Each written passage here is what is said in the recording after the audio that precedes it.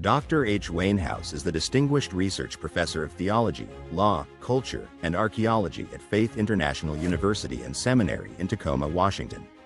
He and his wife Irina have taught and directed many tours in the Mediterranean and Middle East, including Israel, Greece, Egypt, Jordan, Italy, and Turkey, particularly with the Biblical Archaeological Society. Dr. House has taught biblical and theological studies at several universities and seminaries during a teaching career of over 50 years and has written 150 articles and 50 books, including the Evangelical Dictionary of World Religions, The Jesus Who Never Lived, Exposing False Christs and Finding the Real Jesus, the Zondervan Handbook of Biblical Archaeology, Israel, the Land and the People, an Evangelical Affirmation of God's Promises, and editor of the Nelson NKJV Study Bible and Nelson New Illustrated Bible Commentary. Dr. House is the general editor of the Evangelical Exegetical Commentary Series, 44 volumes, with Logos, Faith Life. It is the knowledge amassed from these experiences, along with the assistance of biblical scholars at a variety of universities and seminaries throughout the world, that provides the information contained in his latest project, the House Visual Study Bible Online. Thank you for joining Archaeology in the Lands of the Bible with Dr. H. Wainhouse. And we have returned for another week.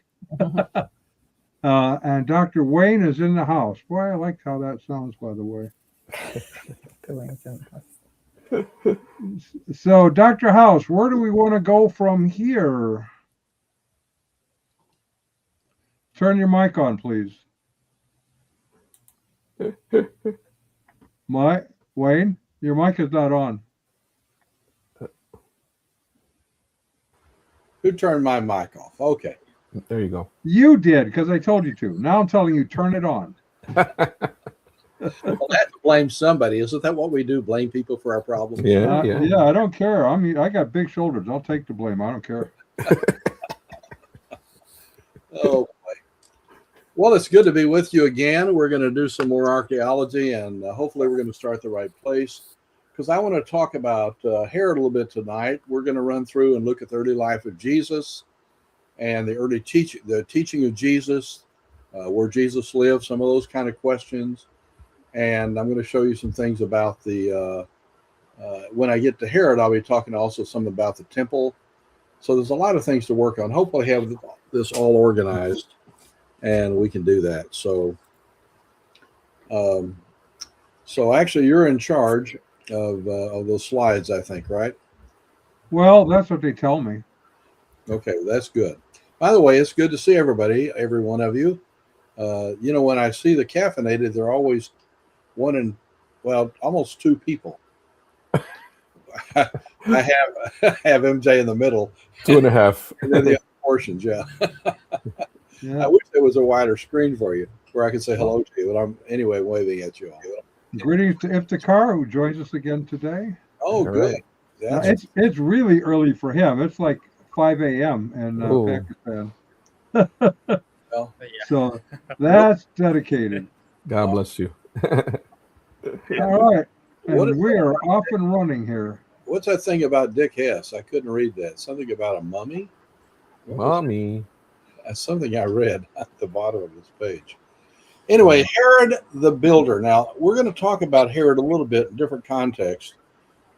Herod's important to the early life of Jesus, but he also was important in reference to a Jewish king, sort of mixture, actually, between that and what was in the Edomites, but he was a friend of Rome. He was also not a very nice person, but he was what he called a tremendous builder. Now, he never built anything himself, and he wasn't, as far as I know, like an architect, but he had people that did things for him, and they are still present today in the land of Israel. If you go there, you'll see several things that he was actually important for having done. I'll put it that way. So we can move on to the slides and talk about them. I call it Herod the Builder here. If you'll see that building behind, how many of you have been to Israel? Several of you.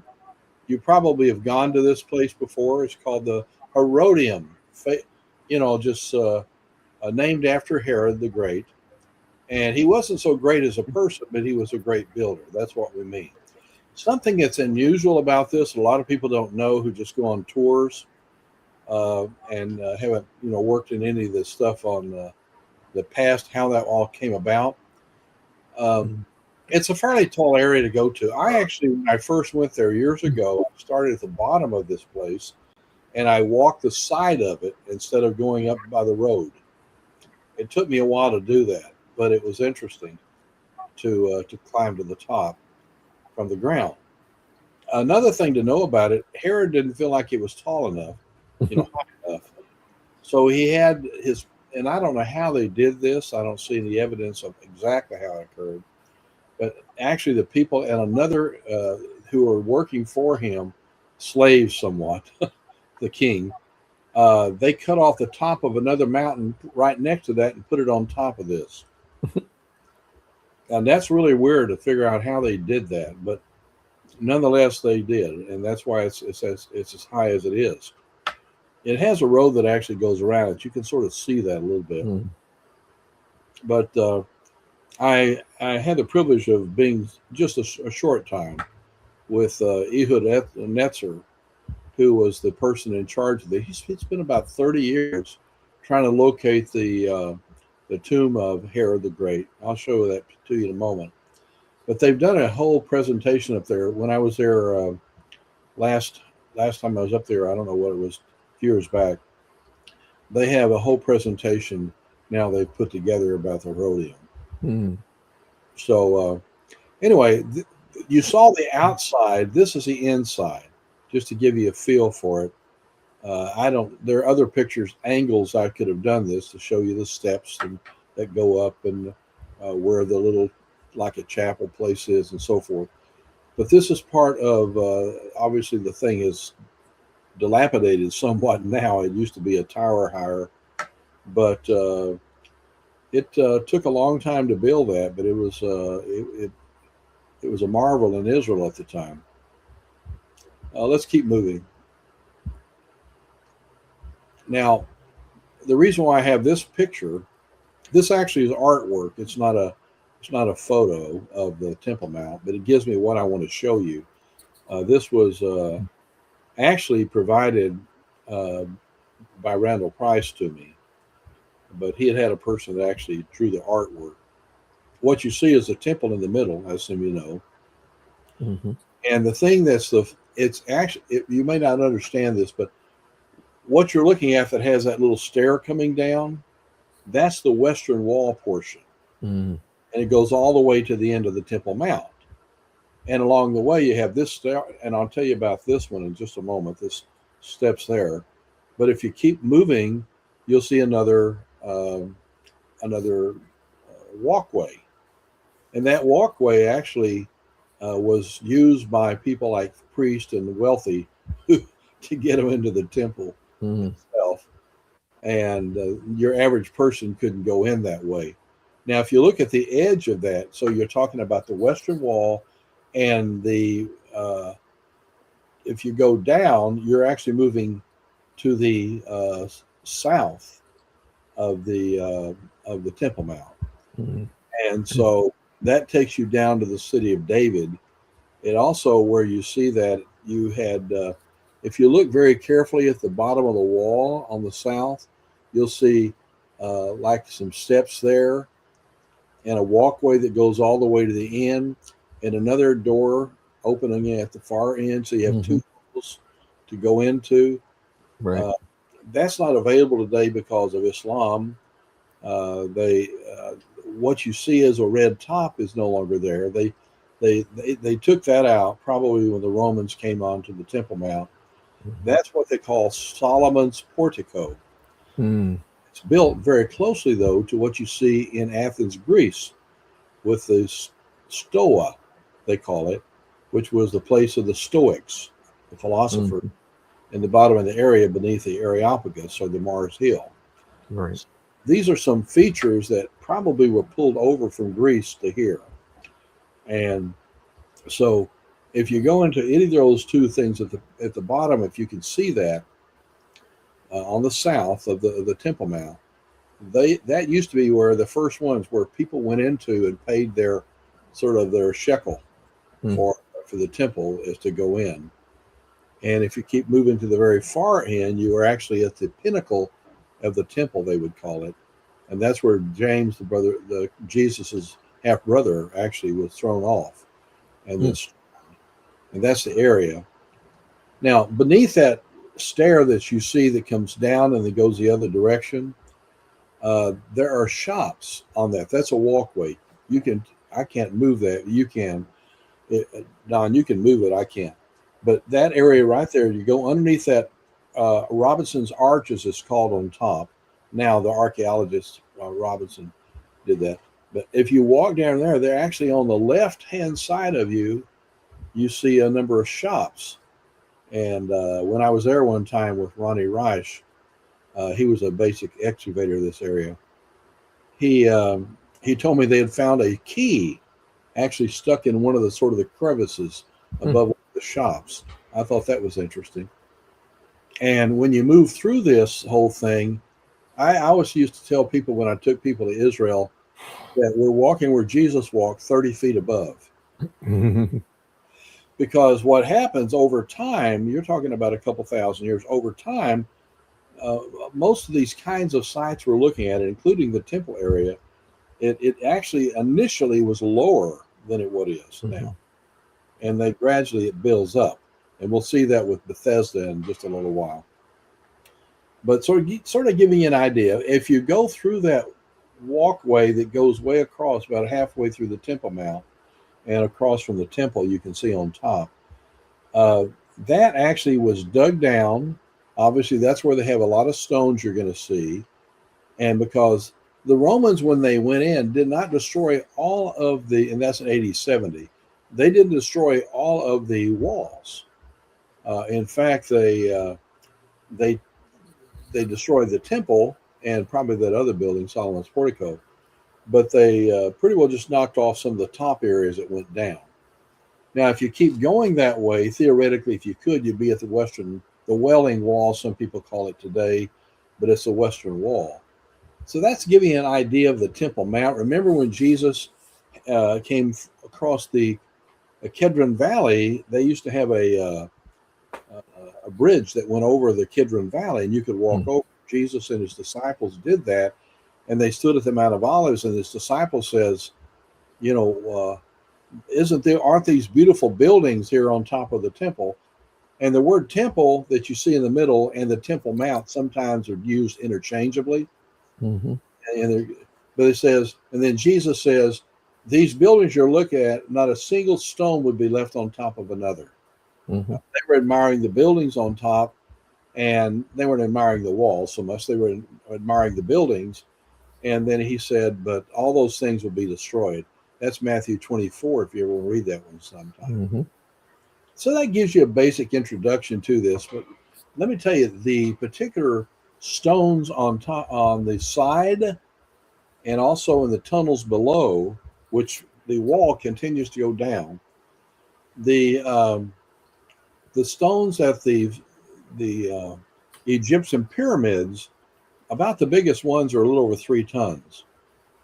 They have wall stones at the Temple Mount that go up to 300 tons. So there's quite a bit of difference in these things, but it's a massive.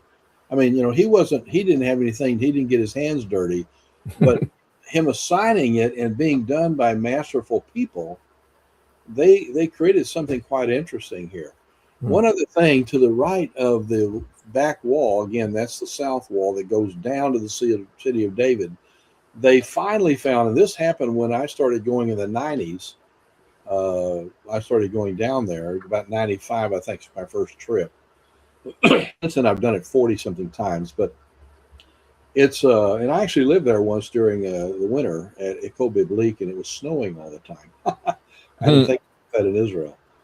But at the bottom, they found 31 mikveh, things to be baptized in. And scholars used to say, well, all those 3,000 people on the day of Pentecost, how would they have ever baptized that many people on a day?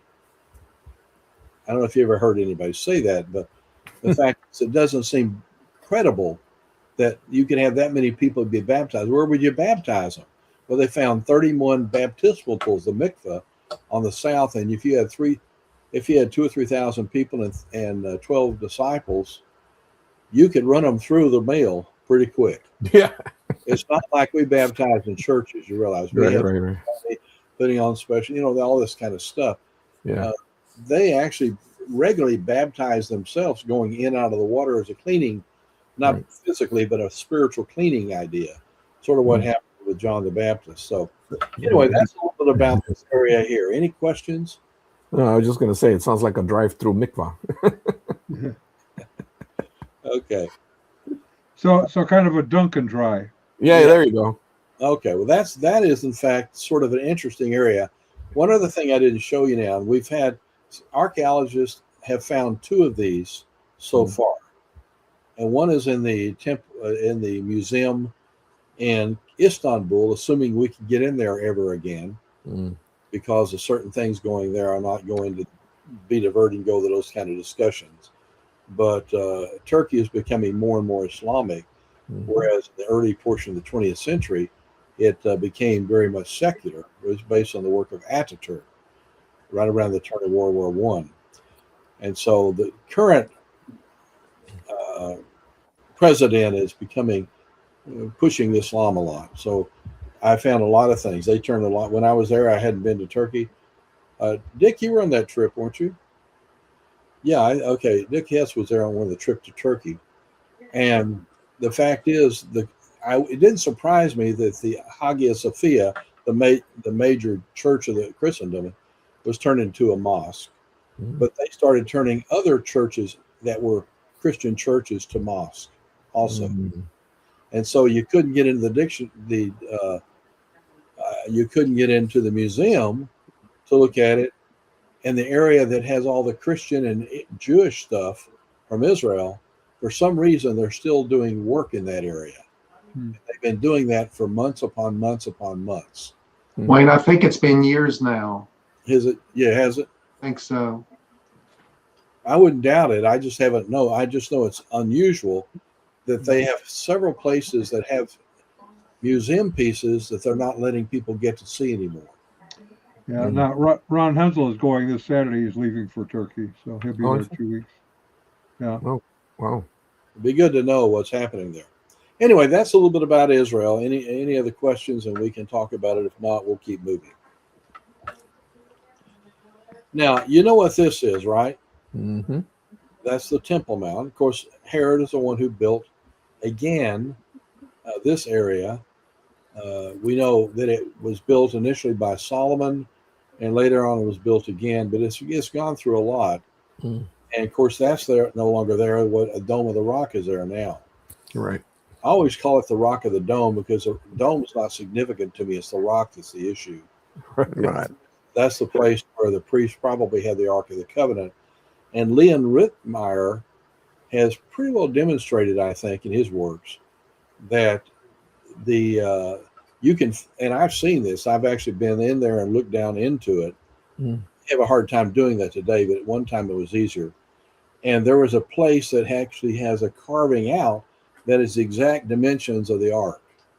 So I think that's probably where the ark sent in the ancient temple, where the priests came into. But anyway, this right here is what the temple looked like. It has 2 areas that are not obvious to you, but on either side of this wall there of the temple, on either side of that, they had some things that say that Gentiles can proceed no further on pain of death. And so if you remember that when the Sadducees tried to get Paul, maybe it's the Pharisees, Sadducees, I don't remember who it was, but tried to get Paul in trouble and complained, they were arguing he brought a Gentile into the area. And so that was a big issue. But this will be built again sometime. I'll look at it later. So this is me. I know that looks younger than I am now, but it's because I was. There you go. I spent the day again with Ronnie Reich, who was the archaeologist of the area. He took a whole day with me and showed me around everything. This is one of the things I was able to do, because you normally as a tourist don't have a right to go into this area where I am. But this is an example of one of the stones, gigantic stones, that was carved out. And I've been underneath there, and I have pictures in there, underneath the city of Jerusalem, where they were doing the carving out of rocks to build the temple. And so you'd have to go to that and look at it. I don't know if it's open to the public or not, but this right here you can't get into. If he let me get down there and get in front of this, though, and get a picture made. So that's how they moved some of the stones that were very heavy. They rolled them with a lot of people there pushing and rolling. And what you don't want to have happen is it start coming back on you, going up. So they have another alternative for that. So let's keep moving. Here's another one. You see the difference between the rolling one and this one? They put some stones on this wood area, and these were actually pulled by animals. And they actually pulled up the hill from the area underneath Jerusalem, where they have all these stones, and pulled it up the hill. And of course, when they got up the hill, then they maneuvered them differently. They even used, what would you call those guys? I'm not really good at this. They put up even some things, they could have stones on some kind of something high that they could sort of move them over. But like what they use in construction. Construction they use. They framing. I've seen pictures of that, but they don't have those here. Anyway, that's another kind of thing. They had those two basic ways to get them uphill to be built on, put into the temple. Okay. Nice. This is the tomb of Herod. There's his little ossuary kind of thing in the back. Oh, there he is. This is inside the museum, the Israel Museum. And I think I mentioned Ehud Netzer to you. I had a privilege of being with him some, and a few other archaeologists there I've spent time with. But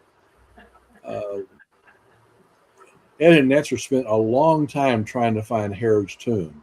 Finally located it, and he did about 30 years as part of what he was working on. Not everything he worked on, but that was one of his projects. And they found it finally on the Herodium. And when they were going to dedicate this thing, I think about a week later, the week before, he leaned on a railing, gave way, and he fell down about 30 feet, and it killed him. Oh no! So it was really a tragedy that he wasn't that relatively recently, Dr. House? Several years back. Yeah. Okay, I thought some friend of yours died recently. That was an important archaeologist. I thought it was him. That is Gabriel Barkai. Gabi is what we called him. And he was a very good friend. I knew him for several decades, and we spent a lot of time together. He was actually nominated and awarded by Netanyahu, Benjamin Netanyahu, the prime minister. He received a special award as the #1 archaeologist in Israel. Then I haven't been able to see him for 3 or 4 years because of all the problems going on and COVID and so forth. And he passed away, and I really miss Gabi. We're working on some stuff that he taped for us. So that's another story. But anyway, so all of these guys that I know for some reason are getting older. I'm glad I'm staying where I am. But some people have trouble with that. Right, Favor? Right. We don't know those people. You don't look a day older. Have we met, sir? Yeah, there you go. Yeah, we'll meet again too. Right. Well, and if we do know them, we just ignore them. But anyway, I like to keep you sort of laughing a little bit. It helps on you moving through stuff. But the fact is, I really felt bad about Netzer falling after all this work, and then not even having the ability to be honored for it. Oh. But Netzer was an important person. There are also other people. I said Ronnie Reich. He was basically Western Wall stuff. People have been working a lot of different sites there in Israel today. I wish I could get back I've only been back one time in the entire, my goodness, several years. I used to go every year, 2 or 3 times. But it looks like it's assuming that things calm down in the area there in western Israel, that maybe we can start going back again. Okay, let's continue on. I want to keep the power. Now, this is another example of something built by Herod. Now, I have, I think, 2 shots at different angles of this, but in just a minute, we'll look at it. What you see here in front of you, that is, in fact, called Caesarea by the sea. They call it Caesarea Maritima. It's by the sea. And that is, in fact, the Mediterranean Sea. It's very large, and it comes on the area of, northern Africa and Egypt, and goes over, all the way to Rome and issues of Greece and Yeah. Turkey. All these places are Mediterranean. Of course, they have subseas, like outside of Izmir. You don't call it the Mediterranean Sea. They call it another name. I can't think of it right now. But this is quite a site you're looking at. Now, the far site you're looking at, where those little buildings are back there, that actually goes back to Crusader days. That wasn't part of the Roman situation. That was Crusader. They even have moats that are around these areas that are of walls. Moats they have with water and such. You're right. That's the Crusaders and the Muslims who were fighting a lot during that time. Christians trying to take back the land and Muslims trying to keep it. So those issues in Israel have been going on a long, long time. Now, let's go to the next slide. I think I have another angle, and I can show you more. No, that's not it. Well, let's go back, and I'll show you it here. I'm pretty sure I have another one. Go back another one. No, now you're going forward all the time. If that's forward, go back. Reverse. No, which way do you want me to go now? I want you to go reverse. Reverse. Now, stop. There, that's the one. Now, I have one that almost looks like this, but it gives you more view. That's what I was looking for, but I'll just talk to you about this. See that area right in front of the sea and the little gate? It's little, some kind of wall. I don't know what it is. That's the area where they had the chariot races. Oh. And if you're there, you have all sorts of places to sit up there that the Romans would come and view it. This is actually where Herod lived more than anywhere else, rather than Jerusalem. And certainly when you had Pontius Pilate, the same thing. He was down here a lot. And they had a palace that Herod built down here that's pretty well, is falling apart, but there's still a lot that you can look at. A big swimming pool they have. So anyway, that's Caesarea Maritima. So I want you to have that perspective. Now, if you go to the next slide forward, that is the palace of Herod. Obviously, it's in a little disrepair right now. But that's where the palace was before it fell apart. And right below that is actually a beautiful little pool that I'm sure they use quite often. The Romans really enjoyed being in these various kinds of baths. And that was practiced throughout the Roman world. So that you're looking at the Mediterranean there. Okay. This is the theater. Now, can anybody tell me from what I've said in the past, how do you know the difference between a Roman theater and a Greek theater? Built on side of the mountain or built on its own? Very good. You've been paying attention. I was. Great on that. But which was which, Don? The Greeks built along the mountain, I believe. That's and right. The Romans. Like in the cities of the 7 churches there. You notice each of the places where they had the theaters, they're built into the mountain. Right. And that was at Pergamum and places like that. This, if you looked at it, there's no mountain behind it. And if you were to go behind it, you would see it's built up on, they have strong supports underneath all the way, and either way for you to come in there and walk up. So these theaters are well built. You can tell. I mean, they're still there after 2,000 or 3,000 years or whatever it is. A couple, 2,000. So, by the way, today, if you're in Israel, although I don't know, maybe I should say this, in previous days in Israel, this place right here also was a theater used for concerts. In other words, it's still been used by the Israelis. Cool.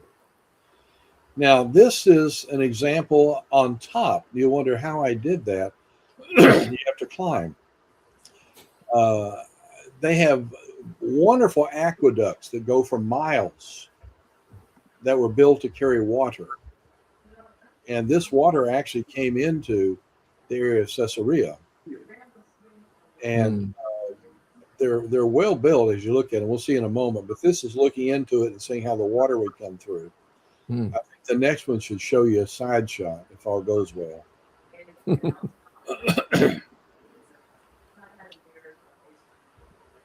Next. Water's necessary. Yes. Isn't that great? You can see where the other picture is on top, looked at. And this is it was built for miles and it carried water all the way up, back and forth down the area. It's very close to the sea. This took, I don't know how much time to build, but it's a lot of work, but they got it in there. Back, there we are. This is what I was showing you at the very beginning. Remember I told you about the area that they had the shops? There they are to the left. Where you see all the rocks on the right, that's actually where stones from above on the Temple Mount fell to the side. And also you see the big holes in the streets there. I had, I think Ronnie Rice is the one who told me this, I think. But if you look above that, if you could, you'll see a thing called Robinson's Arch. What happened, he said, it was cleaved in two with one blow, apparently. However they did it. They hit it hard and it came down, left part up there and part down here. And this is the Western Wall. Obviously, it's on the other side. It's lower than the current Western Wall on the other side where people go to the Western Wall. They go to the West, what do they call that? The Wailing Wall. Wailing Wall. They have a lot of ceremonies up there and so forth. Yeah.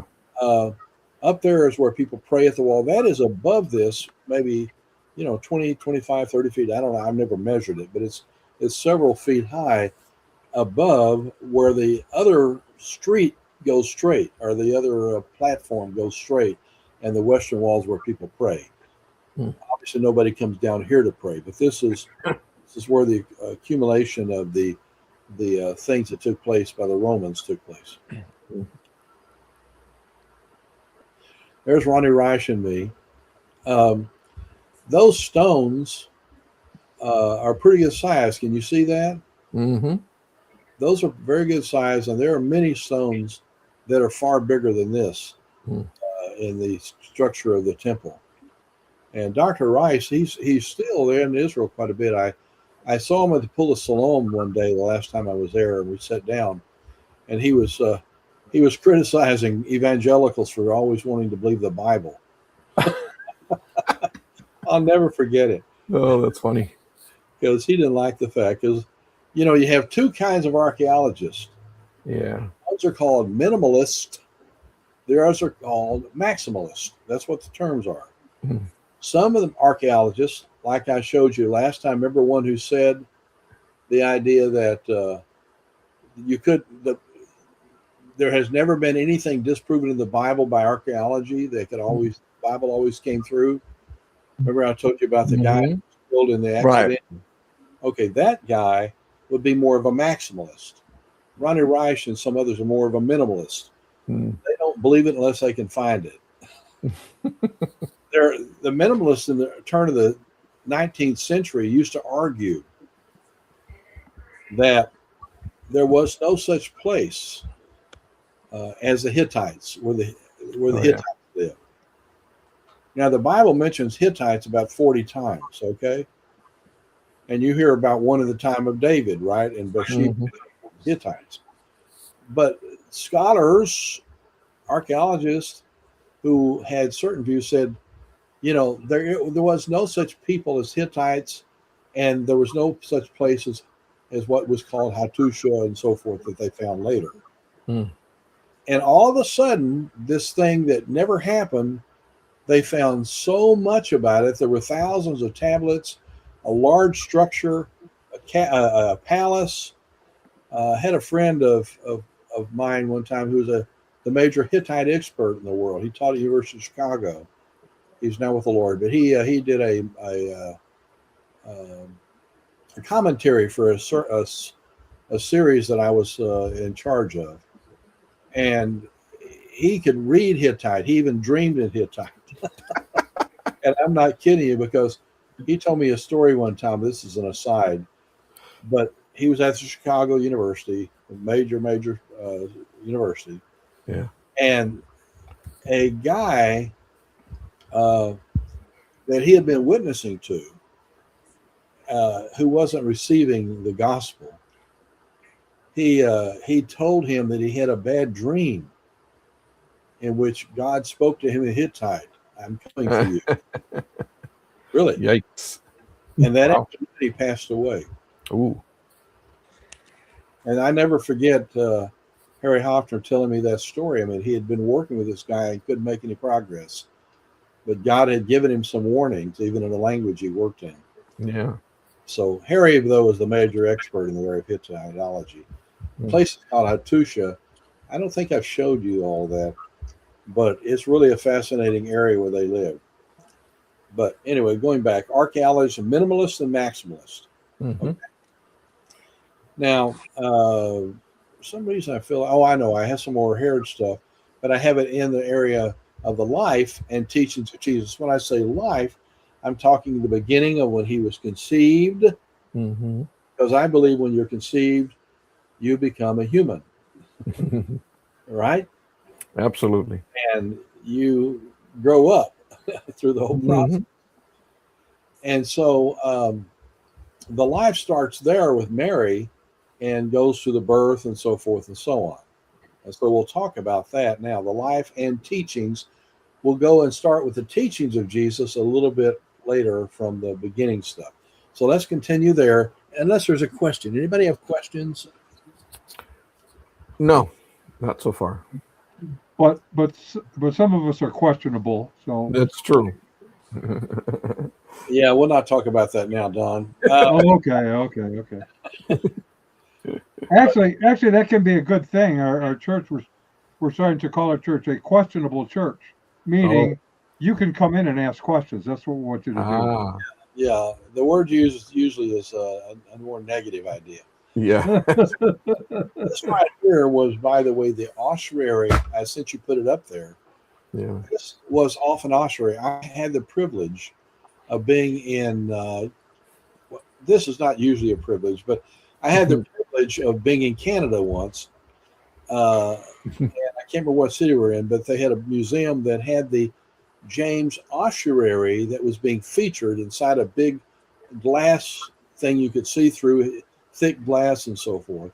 Mm. And there was a big, because this was not found in what they call in situ, that is, was not found in an archaeological site that was being worked on. There was question as to whether it was genuine or not. Right. Now, the ossuary are not big.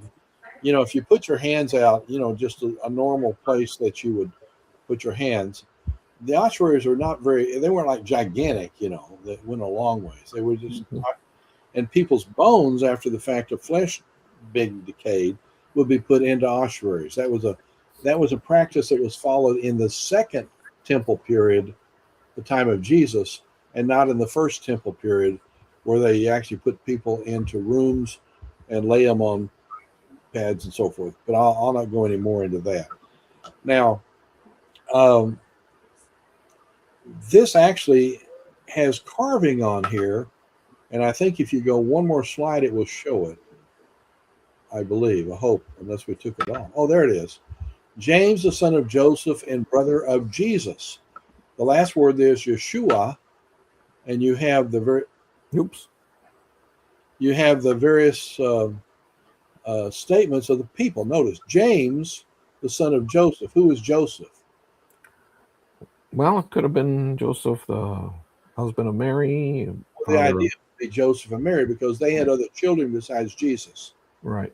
Only one came by virgin conception. James became a leader in the church after Jesus went back to the heaven. Mm-hmm. And he embraced Jesus, as did his brother John. And of course, you had Joseph and Mary. So when you're looking across here, you can't see the Hebrew well. And I know most of you probably can't read it.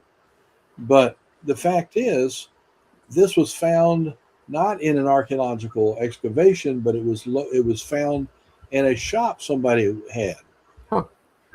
And so people from the state of Israel, who work on ancient documents and pieces of history, they wanted to say it was not genuine, it was fake. But the problem with that, and I wrote a chapter in a book on this. Let's see, I've got it up there. It's a book called The Popular Handbook of Archaeology and the Bible by Rom Geister and Joseph Holden. I wrote a section on that dealing with this very thing. Also, Craig Evans at University, it's called University of, do you know what it's called, Faber? Maybe it's called Israel. Christian Hebrew University? No, it's not Hebrew. It's the city below Houston. It's Houston Christian University. That's what it's called now. Mm-hmm. Craig Evans has done a lot on this too, if you ever want to read on that. But moving on, I looked at this very carefully when that came, and then I read a lot about it, started studying it, and the person was being charged with it, trying to sell something that wasn't true historical archaeology. It's a fake. Oh. All the people who did study in epigraphy is studying, how formation of words and so forth in antiquity occurs. Mm-hmm. Every single scholar who worked in epigraphy said this was a genuine work. So there's a debate, but if it is true, it's James, who's a half brother of Jesus, who took over the church after Jesus. Joseph, the father of Jesus, and also James was a brother of Jesus. So anyway, that's the ossuary.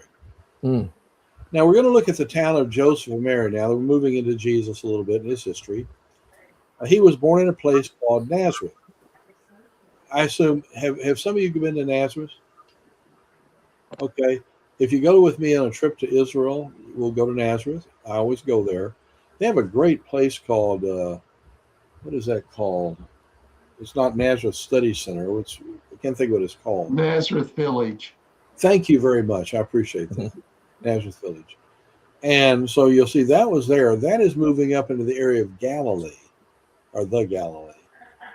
And remember, the Jordan River is coming down that way, all the way. Where it goes into the Dead Sea is where Qumran is, and also a little bit above where Jerusalem is, as far as up the map.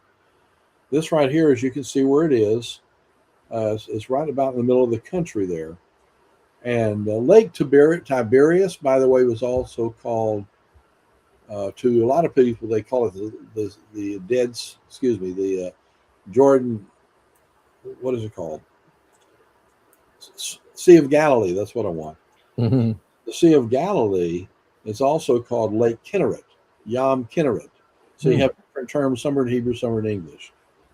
So you'd never call it a sea if you actually had done it right. I wish Bible scholars, when they get ready to translate, would also always check geography. Because this isn't any bigger than a normal Texas lake. I know. So to call it a sea is not appropriate. Look at the Mediterranean Sea. That's a sea. Okay. Right. Okay. So we're moving up the West Bank into the area of Nazareth. That's where they came from. Nazareth was the home of Joseph and Mary, but their clan, as it were, lived in Bethlehem. So that's why with the finding out of the people, by the census, we had to go down to Bethlehem. So that you and I where Nazareth is, below the West Bank there is where Bethlehem is. It's called. The village of Nazareth, that's an example from the east. Took that where you can see it. And it's a fairly big city now. It's made up now of about a third Christian, about a third Jewish, and about a third Muslim. Prior to Arafat, Yasser Arafat, when he came in and started doing his stuff, Bethlehem was about, I don't know, probably 80% Christian Arab. Because you had the Church of the Nativity there and all sorts of other things. Sure. And when Arafat started doing his thing, most of your Christian population moved out and went up to Nazareth. A big hunk of them went to Nazareth. And so that gives you a feel for the city a little bit now. It's bigger here than it was at the time of Jesus. It was a small community, probably. There probably wouldn't have been enough jobs for Joseph to work on. By the way, scholars have said, and they're right, that he was not a carpenter. He was a worker, like a stonemason kind of thing. Because there was you would have had no business for wood because there wasn't much wood to use. But north of Nazareth is a place called Sepphoris, which is more of a Gentile city and larger, and probably was a place that Joseph and Jesus probably walked back and forth to do work. But I'm not there yet. Okay. That's a Nazareth from the east. Now, the reason I don't know what to call it. I think they call it the Virgin's Fountain. But the reason why I use this one, because I didn't have a picture of Mary, but Mary was a virgin. And Mary, I've been to this. This is older. But they actually have not too far from the big church there in Nazareth. They have a well that's been used for a couple thousand years, they figure. So this is an older picture as I picked up from someone. I couldn't find my one that I took. But this is an area that young women who, like Mary, went out to get water and so forth for the day. And it would have been this kind of situation she would have been involved in. Continue. That's about a 19th century picture. This right here, I did not take this picture either. I pulled it from someone. But just to give you a feel, you can imagine Mary, day by day, just like a young woman, because she probably wasn't but about maybe 15, 16 years old. I doubt if she was much more than that. It was very common in these days that older men would marry younger women. And that's very common in the ancient world. And so Joseph probably was not alive at the time that Jesus died. He would have been an older guy, maybe in his 40s or something like that, or 30s or 40s. But Mary would have been a young woman. And just like these people, she would have been there in this kind of setting, just to give you a feel for it. Continue. Now, you'll never guess where I found this picture. Anybody know? Oh, I see the name there. I think I found one of these from Faber. I think that's why the document says 2026 Faber McMillan, all rights reserved. There you go. Yeah, that's in the House Visual Study Bible, one of the devotionals that I wrote.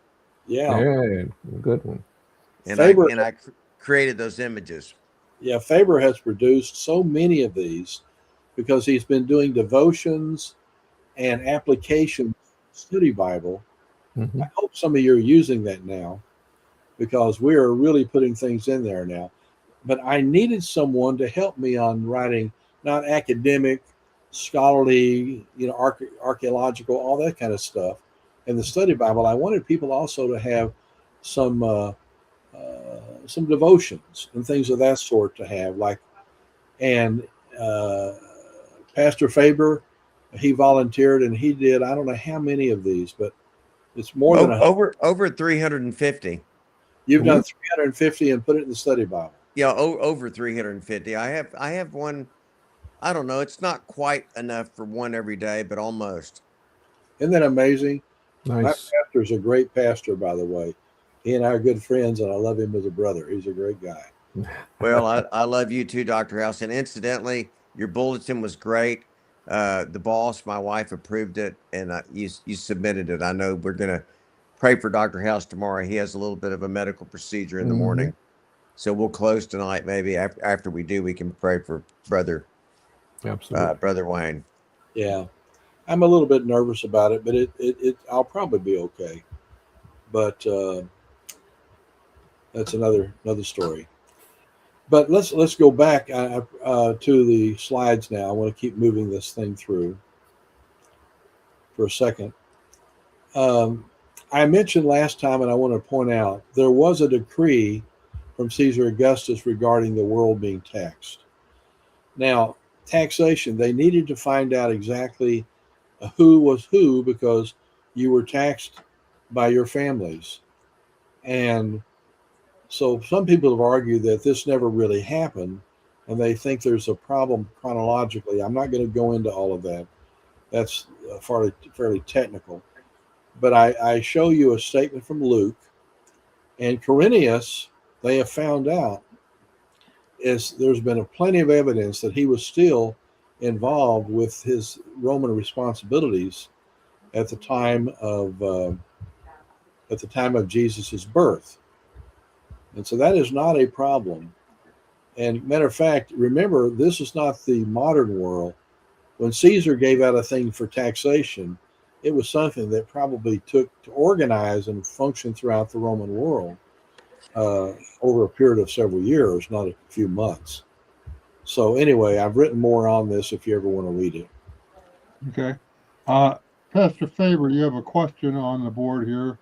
Are you in Union Grove, Wisconsin? And the answer would be no. The answer would be an absolute no. I am not from Wisconsin. I am from the proud Republic of Texas, but I do love Wisconsin. And I visited there one time, and I don't have any clue why Union Grove is such a common name for Baptist churches in the South. Ah, yeah. That's something for maybe MJ to study and do a dissertation on. But Yeah, I have at least a couple here I know close by. Yeah. yeah, Well, it's anyway, crazy. we But have no, one, I'm not Union Union Grove Grove, at Wisconsin. Whitehall. Mm. Union Grove at Whitehall. That's how you identify it. Yeah, Union Oh. Grove, incidentally, I have to put a plug in here for our little church where Dr. House and I go, is one of probably the 10 oldest Baptist churches in the state of Texas. It's historic. We're tied to the little Baptist church near us as the crow flies, maybe 20 miles, where Sam Houston was baptized and came Oh, to the Lord. And we were nice. part of Anderson, which you can look up online as an amazing place 7 miles from Dr. House's home. And we are in the cradle of really Texas evangelical efforts that were done in the mid 1800s. My family came to Grimes County in 1848, where we live. And the Nice. state and the what we call Texas became part of the United States at that time. Right. So Yeah, exactly. yeah, it's pretty cool. Anyway, as we move through, any questions that I can answer prior to going for, I'm just moving through things to show you. This is an example of a Roman census that was found in Egypt. And so when you hear about the fact of Mary and Joseph going to Bethlehem, everybody had to return to their ancestral homes for the census. That's the way it worked. And so I'm amused sometimes at biblical scholars. I'll tell you now, and you can think about it when we get to the point of discussing Jesus's birth. My goodness, the time has passed. Yeah. It does that. Okay, anyway, maybe I'll bypass that one. The birth of Jesus, this is a YMCA location of an Ah, interesting. No, seriously, that's what it's YMCA in Yeah. Bethlehem, which is where you can get an idea of the way the homes are structured with a home above and a structure below that oftentimes was used for animals. And so you think about Joseph and Mary, when they got to Bethlehem, probably didn't have a Motel 6 handy. Mm-mm. And so it's likely that they could have stayed in a place like this. And when you go to the Church of the Nativity, you find out that it has a very similar structure, except it's been built on, by the church over the years. But it has this kind of structure underneath where Jesus would probably have been born, and the cradle is not there. There's a place for babies to be put, and also for food for animals to be put to the right here. And that would have been a stone structure probably used. Just gives you a feel for the birth of Jesus that took place. Let's continue on.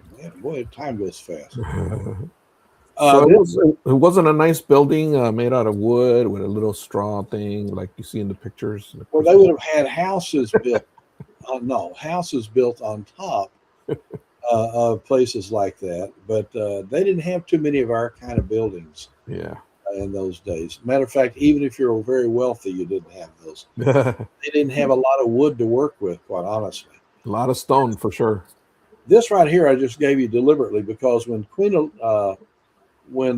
Constantine's mother came to Israel and wanted to know where certain things were, people knew immediately where it was. She asked, where was Jesus born? Where was Jesus crucified? Where was Jesus buried? Come back from the dead. She wanted to have the information, and people readily passed down. They had long memories in the ancient world. That's why they say when your children ask you about these stones when they were coming across, you can tell them this, so that you don't forget these things in that kind of setting. Right. And so this is actually to a god Adonis, but they also when Hadrian came in and took over Israel in the turn of the 2nd century, they did away with basically Judaism and also much of Christianity, and this was a place to a god where the nativity was, a place to a god where the temple sat, a place to a god where the what we call the Church of the Holy Sepulchre. Okay, unless you're Greek and they call it something else, they have another name for it. I can't think of it right now, but anyway, these were locations that had religious significance, and even this is followed throughout history. When you had a people that had a religious view, and they conquer a people, and they go to the places that the religious view is there, they take it over for their god. See, and that's sort of what happened here in the New Testament period. Continue on. Here's inside the grotto at the Church of the Nativity. Now, this is not the nice looking part of the church. This is side. This is the part underneath, just like we looked at the YMCA thing. Keep going. I'll show you another example. Inside the grotto, continue. Another that leads down. That leads to the place of Christ's birth as it's viewed. Continue on. Continue on. And this is a picture of what was in that actually where Christ was born, and this would have been underneath the location there at the time. Now keep going. I'll show you a couple other quick things. You can see above. People sometimes don't pay attention to this, but notice on the wall they have put some things, some pictures, and some materials. Actually, what you are in is a cave. Can you see the right around on the top? Yeah. No? Yeah, that's a cave. That's inside where Christ very likely was born. And you go through that door to go back through the place that I took you through just a moment ago from where the people were. It feeds into right here. That's where the people oftentimes pray and so forth. I won't go into all of that. But anyway, so Christ was born in some kind of setup that had that. Continue. That's the side of the Church of Nativity. I just wanted you to see it. There's lots to say. I can't say everything. I could take a whole 30 minutes on this. And let's keep moving. Wise men from the east. Now, you don't have to read this statement out of Matthew 2. Just read it. But this gives rise to the whole issue of Herod and the birth of Christ and him having to leave and go to Egypt. And the whole thing connects to this passage in Matthew. But what I want to show you here, I don't know if you ever seen the words of James Tussaud. He really does a lot, and he's not with us anymore. I think this was done probably more than 100 years ago. Wow. Or more. But this is more realistic than three wise men coming, because these guys were wealthy, and it took them probably a year or so or more, year and a half to get there. And they were coming from the area like where Abraham came from initially. And so you would have brought people to guard, like protection. You'd have brought people who were servants. You'd have had all sorts of supplies. It probably, you had three wise men because we have three gifts given. And that may be true, but they would have had a lot of other people with them, and it had taken a long time to find that star they've been looking for. And that's because they were wise. They brought all these people with. They were wealthy, and they could take. They needed people to take care of them. Yeah. Okay, continue on.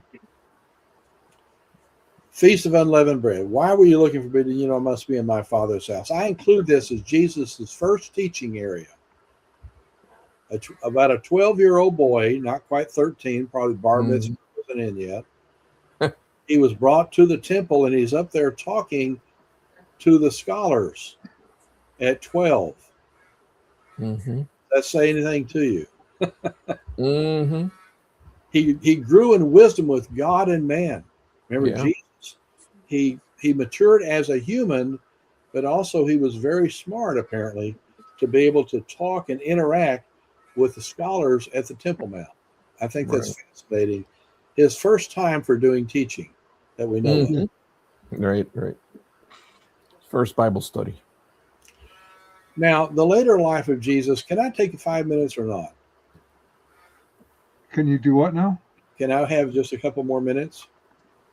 Sure. Okay, let's keep moving through. The later life and the ministry of Jesus. Let's move into Galilee. I just want to show you a quick few things. This is Capernaum, the city of Nahum the prophet. Kafar Nahum, Capernaum, the town of Jesus they have here. This is where Peter lived. This is where Jesus lived. This is where Jesus did several miracles. This is now Roman Catholic community. And it's a nice group of nice people. It's fine to be in. But this is where you enter in to see where Peter and John and all the guys were. And let's keep moving then. I'll show it to you. This is from the site. You can see how large it is. The thing in the middle there is something that's been built in the last 15 years, I guess. And it looks down onto the house of Peter underneath it. And the building that's farther away is the synagogue. And the original synagogue is probably there, but it was built up again maybe 200 years after Christ with some stone, whereas the asphalt stones are basically what most of the city used in the time of Jesus. Keep moving. It's like this. Most of the city is this certain kind of asphalt stone that really is not very good looking, and it doesn't stay probably the same way as these other stones that we use. Dark. Continue. Shows you where the original synagogue was before it was built on top of. Remember, Jesus at one time talked about a centurion that people asked him to come and heal his servant, right? Because he had been so good to them and built them a synagogue. The centurion, a Roman centurion, usually they were not getting along that well, but he built a synagogue but it would have been the lower one, not the one on top. That was done 200 years later. Keep moving. So that gives you a feel for the synagogue as it is, the two sections of it. Continue on. This is a drawing of maybe what it looked like. That's just a drawing my son-in-law did. This is me inside the structure. You can see the kind of bricks that are used and the kind of stone structures. That's how it was built on, probably in the 3rd century. The original 1st century is more like I showed you a moment ago with the asphalt. Okay, continue. Okay, keep going. And just gives you a view of the city and the synagogue. That is the house of Peter. That's been pretty well decided by a lot of history. Huh. That is actually viewed. A church was built there probably toward the end of the 1st century. And this is viewed as a place that Peter and his mother-in-law lived. Mm. A little bit more. Go. Just the structure from the top. Oh, no. This is Magdala. They have a great hotel there now. And Father Kelly, a Roman Catholic priest, is a wonderful person. I love the guy. He's really great. And these are archaeological sites that they found at Magdala. That's a great place. Magdala. We always go there. Matter of fact, I'll probably start staying there in the middle of the country from now on.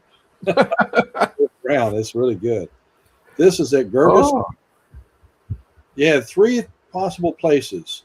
You had Gergesaw, Gerasa, and Gadara. Yeah. And only two are wrong and 1 is correct. And I wish, again, Bible scholars went and did study before they wrote translations. But Gergesaw here is without question the right place because it's on the sea, whereas the other places are 15 to 25 miles away. Yeah. I think the pigs would have taken that much time to get to the sea. Unless they grew wings and flew out. Well, that sort of shows you the area here. Nice. I guess I'll take off next time here and move on. Continue from Gergesaw. Okay, so Gergesaw next time. We'll start off there and we'll continue on. Okay. That went so fast tonight. I don't know. I guess next time though, we're going to talk about we're going to finish up on the teachings of Jesus just a little bit. And then we're going to tackle the question of the Passion Week and the arrest of Christ, some archaeology that relates to all that. And that has been fairly recently found. And deal with that. And then the next time we will deal with the resurrection. And let me run them to the resurrection real quick and I'll quit up. All right. We might lose it in the middle of doing that, though. I got storms happening right now. Run real quick to the last slide.